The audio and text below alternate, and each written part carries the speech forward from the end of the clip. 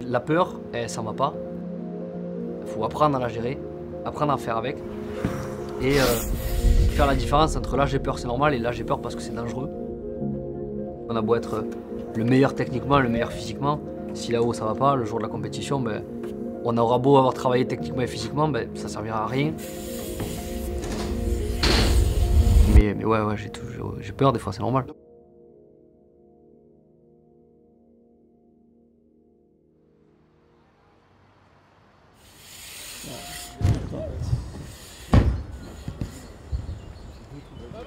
Celui-là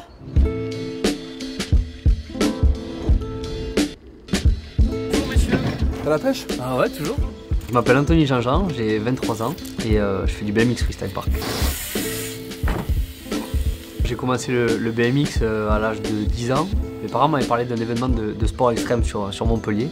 Donc c'était le fils de Montpellier. J'étais comme un gosse là-bas, j'ai vu tous les sports et c'est un peu de là que tout a commencé. C'est un sport qui est très mental, c'est souvent très risqué.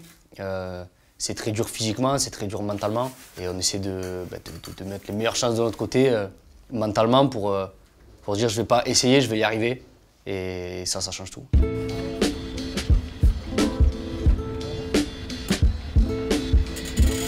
Avant de faire une figure que j'ai pas l'habitude de faire ou que j'ai jamais faite, j'essaie un peu de la visualiser, de décomposer le geste. Et je fais un backflip en faisant un demi-tour. Je fais tourner une fois le vélo, je le rattrape et après je fais tourner une fois le guidon. Yes. Donc j'ai jamais mis sur le dur ça encore. Yes. Et, mais je vais essayer. Là ce qui travaille en fait, vous vous en rendez pas compte mais c'est très peu de personnes au monde font ce genre de figure. Il y aurait peut-être lui et un autre américain qui sont capables de le mettre sur une compétition. Tu sais que tu en es capable, là c'est toi contre toi. J'ai eu un petit accident quand même en BMX une fois où je me suis blessé. J'ai eu quasiment 3 semaines de réanimation en hôpital. Et le fait de me retrouver devant une blessure assez grave où je me suis dit finalement ça n'arrive pas qu'aux autres, ça peut m'arriver. Je me suis rendu compte qu'à cette époque j'étais un peu jeune, que je m'entraînais fort, beaucoup. Je donnais 100% de mon niveau à chaque entraînement donc j'ai progressé très vite. Mais j'étais toujours à la limite du je veux aller trop vite, trop loin. Mon corps me l'a fait payer cash. Suite à ça, psychologiquement, c'était très dur de reprendre. Et de la préparation mentale, ça, depuis plusieurs années, ça m'a beaucoup aidé.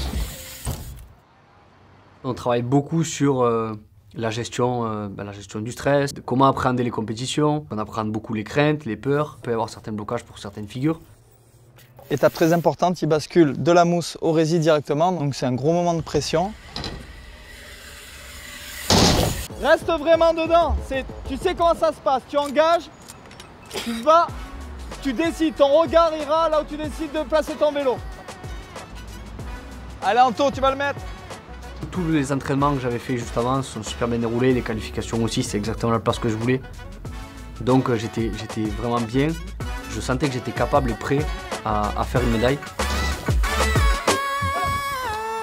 Et malheureusement, le fait de faire une petite erreur technique qui m'a fait tomber, j'étais abattu et étrangement à la fois surmotivé pour la suite. Et tout le travail qu'on a fait avant en préparation mentale, même en préparation physique et même technique, ça m'a permis après la chute de ne pas rester abattu pendant des mois. C'est surtout que j'ai pas eu à me remettre en question, à me dire est-ce que finalement tu es capable? Et en tout cas ouais, ça m'a surboosté pour la suite. Allez, c'est quand tu veux.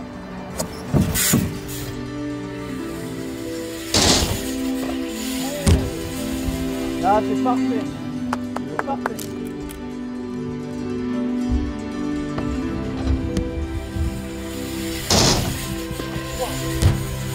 C'est pas grave. Reste focus. Dans notre sport, l'échec fait partie intégrante de notre entraînement.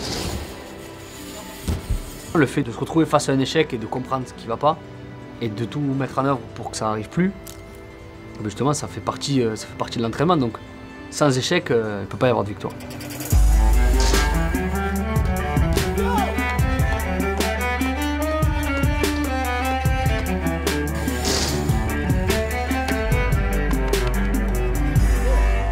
Ben voilà. Ah, je suis content. Un petit nouveau à rajouter. Ah, je suis content. Aujourd'hui je suis prêt, en tout cas je continue à me préparer pour. et pour être encore plus près pour Paris en 2024.